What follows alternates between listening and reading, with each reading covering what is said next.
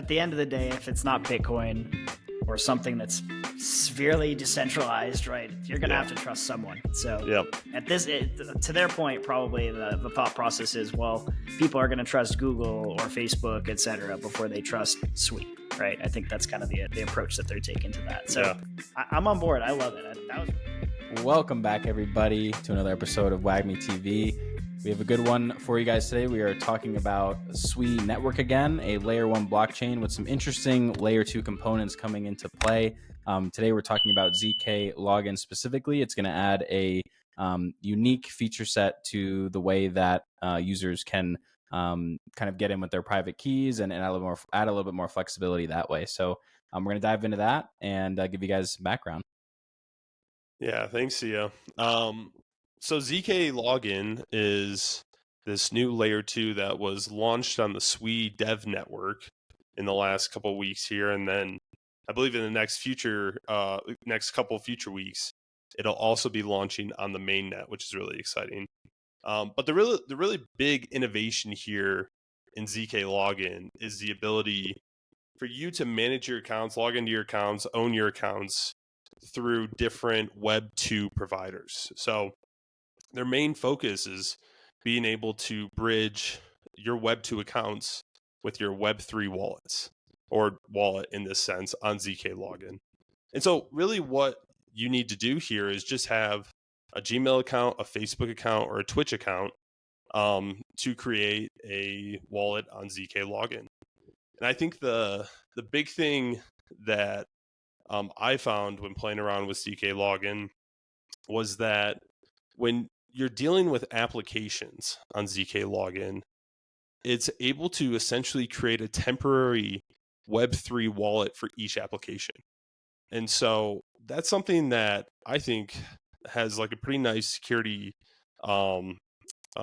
process or thinking behind it, because I think a big problem that we see is there's a lot of these Web3 application dApps that, whether they're able to somehow gain access to a wallet through some type of SDK bug or, just like misuse of how that stuff is implemented, they're able to drain funds. And here, users can actually set how long they want these ephemeral or temporary wallets to be able to be used by these accounts, which is pretty exciting. So it's definitely a different type of approach than we've seen, I think, in the Ethereum or Solana ecosystem. It feels like Sui's trying to build their blockchain and their network with different technology backing it. I know they are far looser on the type of cryptographic functions that you can use when building out applications or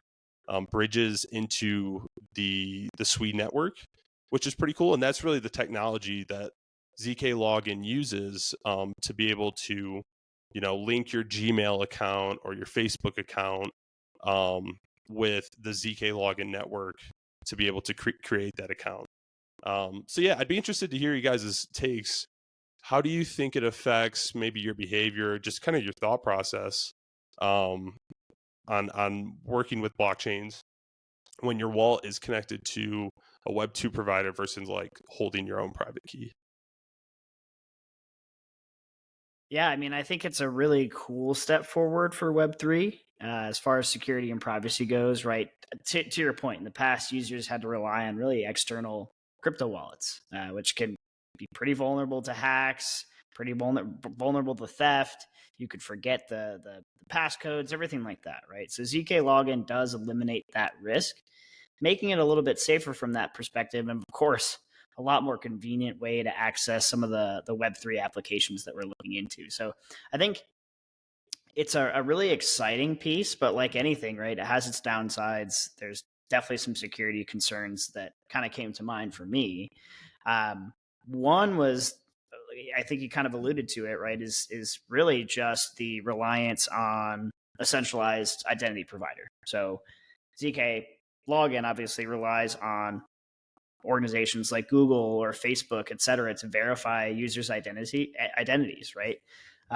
From that perspective, right, it kind of means that your users are trusting the security of that provider in that case. So if that provider is hacked, that provider's compromised, it could really give attackers access to personal data, allow them to create fake accounts or impersonate other users, all those sorts of things, right? So it kind of, in a way, I love that it's trying to make things easier. It's trying to push kind of the space forward.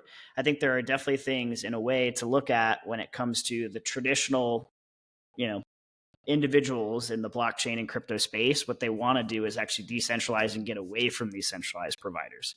So I think it's a step in the right direction from that standpoint, but there are definitely some areas to consider when it comes to further centralization of what that space looks like. Now, obviously, that's kind of your Bitcoin maximalist style of looking at things, right? I think a lot of these, newer Web3 style companies are trying to like push the envelope a little bit from that perspective, right? They don't necessarily have to be completely decentralized or anything like that. So I think that was one thing that came to mind for me, but it's a new technology, right? There's always risk of unknown vulnerabilities coming out. If they were discovered, they could be exploited, could put users' funds at risk. It's not something I'd be diving in like, head over heels for. But I think despite that, right, everything we've said, zkLogin has the potential to make Web3 a lot more accessible, a lot more user-friendly, which we talk about on this podcast all the time. It has tons of weight that it could really pull in that direction and really get people utilizing the systems that we all talk about all the time. So that's kind of my thoughts. And one quick caveat, real quick. They link your account to your Gmail accounts and your Facebook account through the responses they get back from API calls to those platforms. So, I know that's really technical, but basically the big problem here would be if Facebook basically went down as a company, Gmail went down as a company, you would lose your wallets. That's not necessarily to say that they could come in and hack your wallet or they own your wallet in any way. But it's a great point, because if those companies were to go down, those services were to go down, an outage, right? Like we see outages all the time with tech companies, you would not be able to get into your wallet. So yeah, that's a great point, Mata. So yeah, I'm interested to hear what you think.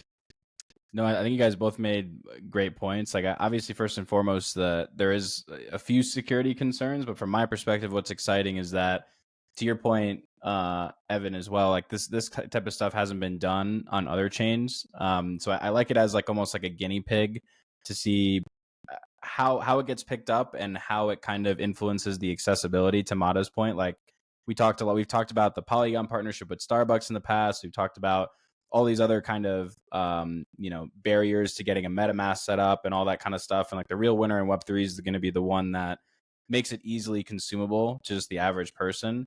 And if you think about it now, I probably sign into like 5 to 10 different things just using my Gmail. So if you can just make it a part of the consumer's ecosystem that they're already used to, I think that's a big win. And obviously they're already kind of betting on, like, to your point, Evan, with the API calls going back to Facebook, Google, all that. A lot of people are already betting on those companies never failing because of all the data that they have intertwined there. So I think it's not asking too much of a potential user to use this. And then it kind of, takes the trust factor away from having to trust a particular crypto project to then saying, okay, I can trust this to Google, Facebook, et cetera. And so I think that's the interesting part to me. I'm excited to see this. Obviously I wish Sui was a little bit more popular so we get a little bit more of a volume test on it. But at the same time, it's going to be really interesting to see if this is successful, if it rolls out to other chains and we actually see it as like almost like the new kind of, some version of this being the new status quo of signing into private keys and getting into Web3. Yeah, I mean, I think that's a huge point. I think it's an interesting solution for this very moment in our transition from Web 2 to Web 3. I feel like everybody's still, or for the most part, people that have come into crypto in the last couple of years, they still maybe trust Web 2 platforms over, some of the Web 3 apps. So being able to use those services does seem nice. And really quick, I'm going to run through a quick demo that, sorry, one sec. The Sui team actually put together. And so this is Sui KPay, which is a site that the Sui network team put together as essentially a quick demo. And we'll link back to the video that that I watched as they went through this. But yes, essentially, like, it's extremely easy to make an account on zkLogin. All you really need to do, sign into Google, be able to click one of your accounts. There it is. Okay. And boom, you're able to already have an account on the zkLogin network, which is pretty awesome. And then it's as easy as logging out of your account on that app, and you're no longer logged in to your account on this app. So I think it's pretty smooth. It's pretty nice functionality. Yeah, it's definitely not the most secure thing. I think that, public-private key wallets that we use in, Bitcoin, the Bitcoin network, Ethereum network, that stuff, definitely the most secure, but an interesting solution at this, at this point. So At the end of the day, if it's not Bitcoin or something that's severely decentralized, right, you're going to have to trust someone. So yep. at this, to their point, probably the thought process is, well, people are going to trust Google or Facebook, et cetera, before they trust Sui, right? I think that's kind of the approach that they're taking to that. So I'm on board. I love it. That was really clean. Thanks for giving us that demo. Yeah, great points, fellows, and thanks for kind of doing the rundown there, Ev, and explaining it, and then giving us a little demo. So appreciate you guys all tuning in for this week's episode. We'll definitely obviously keep you updated if it gains more momentum. If we start to see this spread to other chains, we'll definitely keep you updated there. Let us know what you think in the comments, if this is just something that's passing through, or whether it's going to be something you guys think is going to really change the future of Web3 and how people access it. So like, comment, subscribe if you guys found this valuable, and we'll see you in the next episode of WAGMI TV.